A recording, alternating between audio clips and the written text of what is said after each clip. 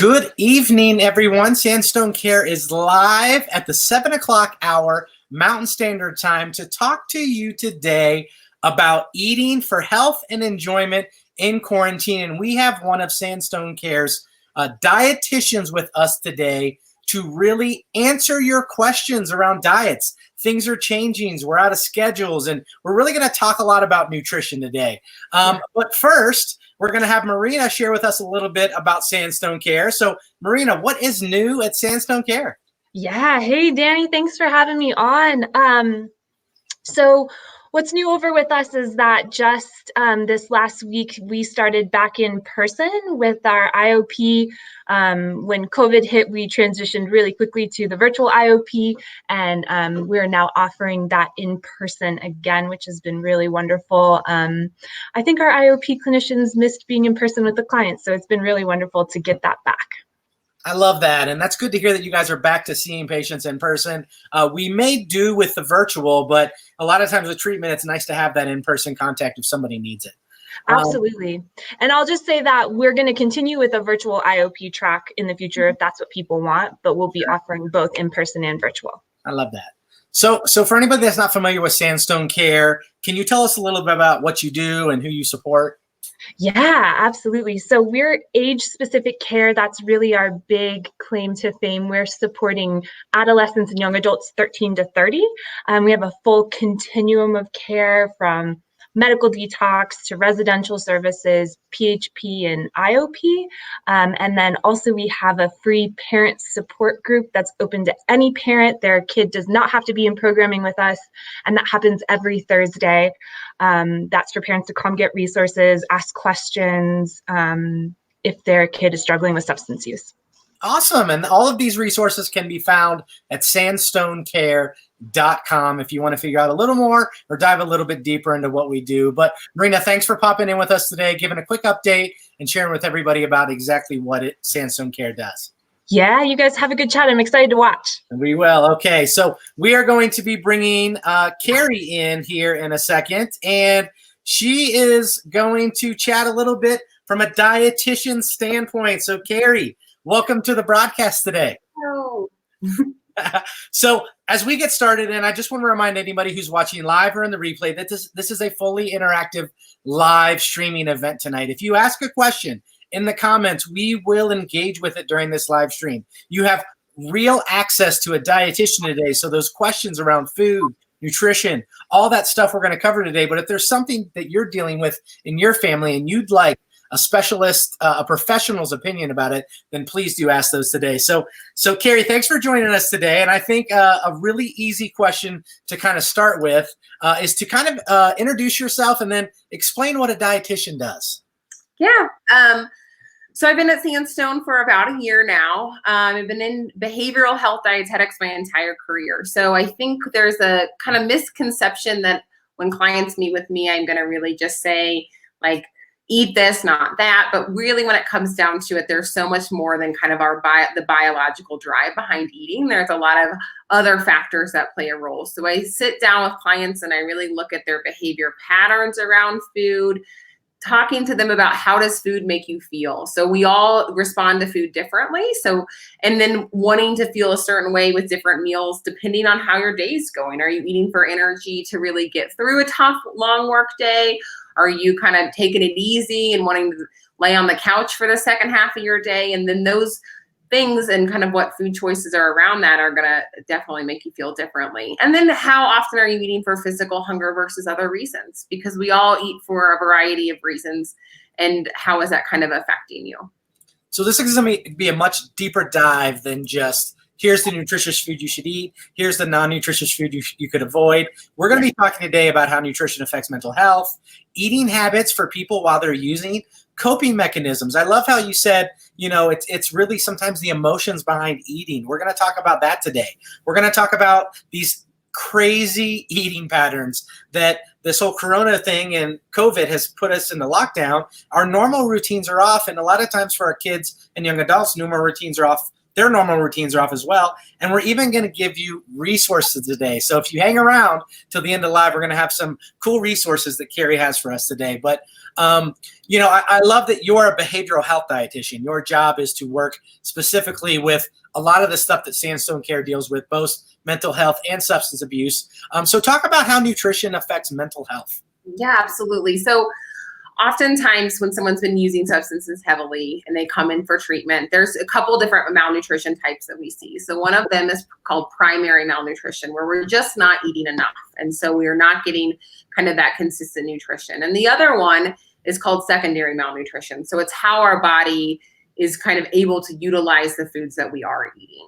And so when we think about coming in with having kind of that status of malnutrition, rebuilding it is so imperative to long-term and sustained recovery. And there's a ton of research behind that. And so what we see is, one, when we're eating consistently and choosing high quality foods, we're able to really heal our body. So that ability to not absorb nutrients is really altered, and we're able to kind of rebound from that. We also see brain function is very much affected by not having quality nutrition. So neurotransmitters, or those feel-good chemicals that we have in our brains, are made up of proteins. And also our brain is 60% fat. So kind of thinking about all of the different nutrients that we need to keep our brain function going. And then also just the emotions that come when we're not eating regularly. So even if we're not feeling our hunger cues because it's been a challenge kind of getting back to sobriety and being in that recovery process, we have these emotions that come up when we're not eating enough that really are telling us to get something in our body, right? And those emotions are very similar to emotions that can actually trigger a relapse. So it's important to keep up with that nutrition, keep your blood sugar stable so that you're feeling really good to do all of the hard work that's needed when you're working on recovery. Yeah, something you said earlier, that's that hangry mentality, right? You're not feeding yourself, your brain kind of freaks out, like, let's get something to eat, and that could be lashing out in different ways or forms, correct? Absolutely, yep. Makes So a lot of sense. Yeah, that acronym HALT they use often at Sandstone.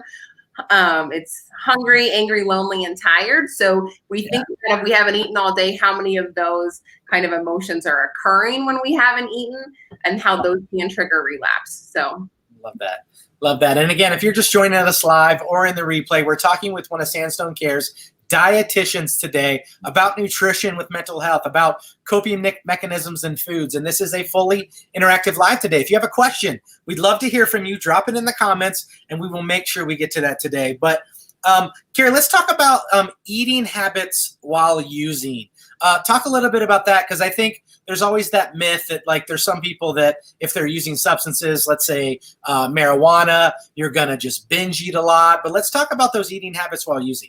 Yeah, so there's definitely a strong comorbidity or co-occurrence of substance use and eating disorders. And so we see that about 35% of individuals who are using substances have or will develop an eating disorder. And that's based on a lot of shared risk factors. So depression, anxiety, low self-esteem, those are very much shared between these two diseases. And so thinking about when you're in recovery from substance use, you're kind of having to figure out how to use other coping mechanisms. And sometimes we can slip over into these other behaviors with food to kind of help us find that sense of control or that coping skill in a different way. And so when we have a client at Sandstone who maybe is engaging in those behaviors, I'm always consulted to kind of sit down with that client and kind of dismantle what's going on and look at how there's maybe other ways that they can work with their therapist besides food to kind of help them start feeling better. And, we get in patterns of behaviors. And so the idea is that we need to, specifically with binge eating, how can we not put something in our body to make us feel better, but use another tool? Yeah, and we're going to dive into coping mechanisms in a second, because that's a big part of this. It's surprising to me that there's such a large percentage of people who are dealing with substance abuse but also have an eating disorder. It makes so much sense, though. What type of things, when people are coming to you with these types of eating disorders, what types of things are you working with them on during that process? Yeah, so one kind of disclaimer is that Sandstone is a primary diagnosis of substance use disorder. So these are going to be kind of a sideline, but I think What I really work on, number one, is kind of seeing where their hunger and fullness cues are at. Are they eating regularly throughout the day? Because whether someone's kind of restricting and not eating enough or binging, the majority of those clients are having long periods of times without eating. So it's really just setting up, trying to eat every 4 hours. So I ask clients, even if they're not feeling hungry, because our blood sugar drops every 2 to 6, I pick this kind of arbitrary time. I ask them to put a snack or a meal in front of them and kind of see what happens. And more often than not, that individual is hungry and is going to eat some, if not all of that food. So yeah, controlling that is that consistent eating every 4 hours. That makes a lot of sense. So let's talk about coping mechanisms. A lot of times with substance abuse, those are coping mechanisms. I mean, those are things that people are using, drugs people are using to cover up a feeling or mask a feeling or get through something they don't want to feel. And with food, there's a lot of these same emotions. So we're eating to make ourselves happy. We're eating to pass the time. Something emotionally can be going on with food. And at Sandstone Care, we're trying to help teens and young adults, really get off their substances and really become clean. But a lot of the times that doesn't mean that a food really addiction will kind of poke its head up. So talk about these coping mechanisms and how you really help people who are maybe weaning off of their substance abuse, is not really figuring out how to really not overuse the other, which is food. Yeah, absolutely. So the number one thing I always tell clients is, first of all, to try to remove that shame. So I always say, I think there's a lot of shame around food. So many times I have kind of anybody, if they find out I'm a dietitian, they're going to tell me what they ate. And there's this morality based upon like the food choices they're making or how much they ate of a certain food. And so the first thing I always do is try to kind of get that shame out of the room. So if we're using food as a coping mechanism, that is a natural response. They increase the dopamine and serotonins in our brains, and food does make us feel better. The problem comes, right, when we don't have any other tools to use. So what I have clients do, first kind of set up that normal eating pattern so that they're not walking around and opening the fridge when they're starving, because that can be problematic. And then the other thing is, if you find yourself in the kitchen really and you're not physically hungry, asking yourself, what are you hungry for? Do I need to call a friend? Am I tired? Am I lonely? Am I anxious? And then is that journaling? Is that some meditation? Is that taking a walk? Figuring out, maybe it isn't actually the food that I need right now. Maybe it's something else. And then if it is the food, or maybe you do have have a binge, or you find yourself emotional eating, be gentle with yourself, because the shame spiral that comes after those experiences will perpetuate the behavior. Yeah, and you had said something earlier when we talked that, like if you're going to McDonald's and you're not going to tell somebody not to eat a hamburger. They're welcome to eat a hamburger, enjoy a hamburger. What I loved what you said was, it's this question of, did you regret the hamburger choice after? Are you feeling guilty? Is there something happening where you're like, oh, I wish I wouldn't have eaten that hamburger? And for you, there's just a real big disconnect between, yes, you can eat the hamburgers, but what's the emotion behind the hamburger, right? Yeah, and how does it physically make you feel, right? So we kind of talked about, like, you don't want to have a cheeseburger and fries before you go to yoga. Like, that's probably not the best idea. Yeah. But if you are wanting to have a cheeseburger and fries and then go like watch a movie, perfect. It's just kind of like, is this food making you feel good for what you're planning to do that day? Yeah, and coping mechanisms are a big thing. A lot of the times in the treatment module, you guys are really helping people figure out new things to do. And I love those things you have today of just maybe going to journal. And, there's plenty of times I've been in the kitchen and I'm not hungry, but the fridge door is wide open. And then you go to the cupboard. And you're right, it's breaking those habits and understanding those cycles that you get in. Because even with substance abuse, there's these cycles where you go down something and then you search for the substance to kind of take away that or cover that up. So those were some really good tips. I'd really like to hear from the audience, anybody that's watching live today. What are your coping mechanisms around food? What do you do if you know you're eating when you're not hungry? What types of things do you employ for you or in your kids' lives to know that it's a time to not eat, or you're not eating for health right now, you're eating for pleasure? A lot of those types of things, but we'd love to hear from you on some of those tips. So let's talk. This is a big one. This is one we had out in the email. This is eating patterns. Okay. So a lot of us, I'm a parent at home. I'm used to my son or daughter going to school and they have nutrition there. Everything seems to be controlled. All of a sudden now we're at home. Not only are parents' eating schedules completely off whack, but their child's schedules are completely off whack as well. There is no normal. So talk a little bit about how we can help controlling those eating patterns when these normal schedules are interrupted. Yeah, it's a great question. And it's very common right now with this. Everyone's kind of staying at home. And so I think really it's just being cognizant of how you're structuring your day. And so what I'm seeing is that often clients are staying up later and later and later because they don't have to get up in the morning, and then everything's pushed back. So what the first thing I suggest is just trying to go to bed and wake up at a similar time every day, because then your body will get in the groove of eating on a regular basis. But when we're kind of all over the place, our body doesn't know what to do. And so our hunger cues get off and it's harder to listen to them. So it's kind of just taking a little bit of accountability of like making, and then of going to bed at the same time, which then helps you get up at the same time. I think that's kind of the biggest one that I've noticed, and trying to eat something within a couple hours of waking up. Yeah, so maintaining some sort of normalcy. So, there's a lot of things that are outside of our control right now, but a lot of the things you're recommending are things really within your control, things you can control, the time that you rise, the time that you eat. A lot of these things are within our control now. And it's really taking that advice to maybe do that and add that to your routine. I know that, from the hours of 6 to 9 at night, it's like a boring time. It's like a bored time where you've worked all day, you've done homeschool, you've dealt with kids, and right around that time, it's like, as a parent, and I'm sure other parents can really feel that, you kind of shut down, and then from 6 to 9, you're eating just because you're bored or you just want to check out. So food can be something you actually use to kind of like just mindlessly check out, isn't it? Mm-hmm. Yeah, absolutely. So that would be one of those moments where you're like, what am I hungry for?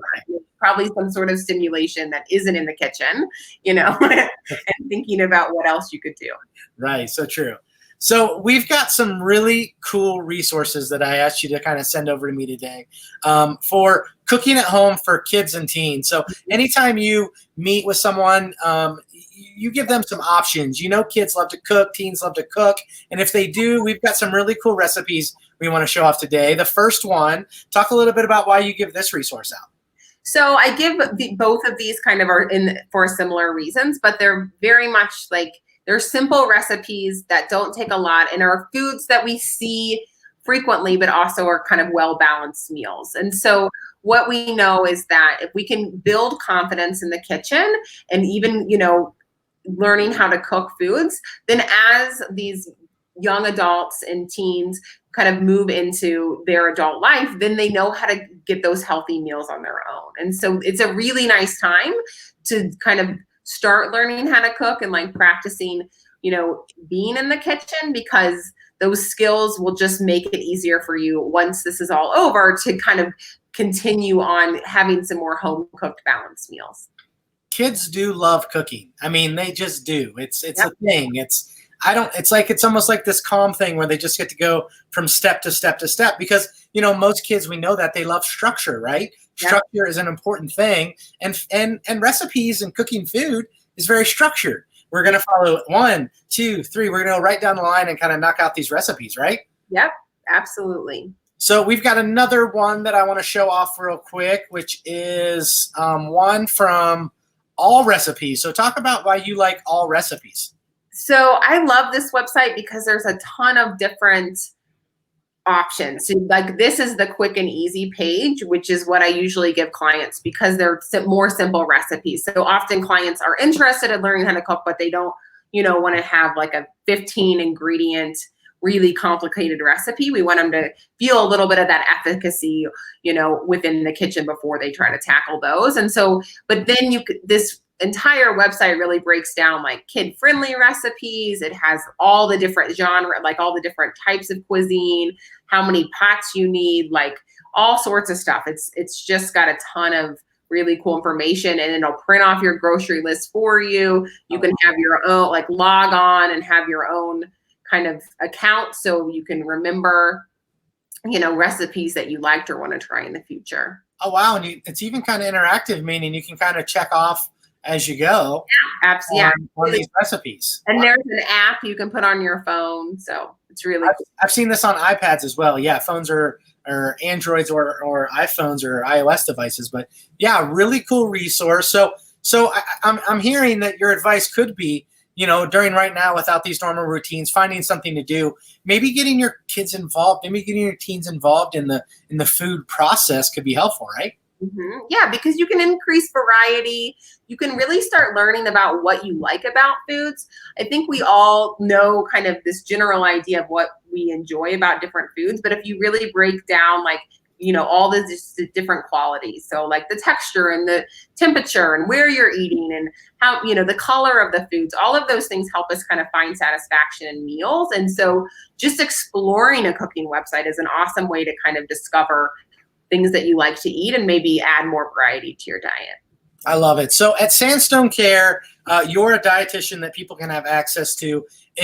What levels of care do you support there? So what levels of care are you supporting at Sandstone Care? So I've just started actually supporting all levels of care. So I'm doing some work even in the acute detox kind of with setting up some more friendly foods for that, when someone's going through that experience. Bland foods are going to be a lot easier, but I work, I do telehealth sessions with the kiddos at Cascades, and then all the locations in Colorado. And then I haven't branched over to the East Coast yet, but I think now that telehealth is becoming so much more utilized, it's definitely something that might happen in the future. So is this as far as even IOP? If they have some questions around that, do they have access to you? Absolutely. Yep. So I do a multifamily group presentation. And so I have my email address available to everybody. And then all the primary therapists know how to get a hold of me. So what a great resource. I mean, it's one of those things, and I guess in the treatment industry, you don't think about, but just from talking to you today, there's such a clear need for it to really kind of handle these things that are popping up. And again, food is such an important coping mechanism.